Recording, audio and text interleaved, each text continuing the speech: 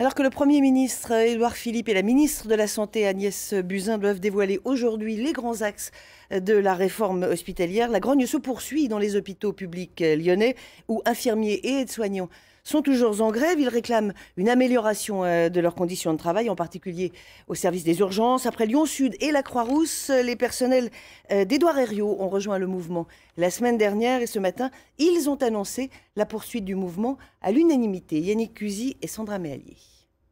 Assemblée générale ce matin à l'hôpital Édouard Herriot. Le mouvement entamé à l'initiative du personnel depuis quelques jours semble prendre de l'ampleur. Malgré plusieurs entrevues avec leur direction, les grévistes n'obtiennent ni les postes ni le matériel qu'ils réclament et sont rejoints par d'autres services. Exemple, des membres du STIP, le service des transports internes des patients au sein de l'hôpital, qui évoquent des méthodes dangereuses. Chez nous, on a une compétition, c'est-à-dire à celui qui fait le plus de kilomètres. Voilà, il y a quand même 3 km de sous-sol HEH, c'est quand même pas rien.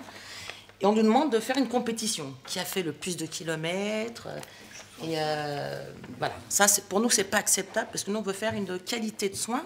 Présents à cette assemblée, les infirmiers de Lyon Sud, en grève eux depuis bientôt un mois sans résultat. Brancards défectueux, manque de personnel, les termes de maltraitance sur les patients et de mise en danger des soignants sont clairement évoqués. À un moment donné, quand il y a un afflux massif de patients, on peut mettre quelquefois notre diplôme en danger parce qu'on peut passer à côté de quelque chose et si ce quelque chose c'est la vie d'un patient, eh ben c'est dangereux. Fatigués mais déterminés, les personnels soutenus par tous leurs syndicats ont l'intention d'écrire une lettre ouverte au président de la République et aux élus. Ils espèrent une extension du mouvement à l'ensemble des hôpitaux publics et privés.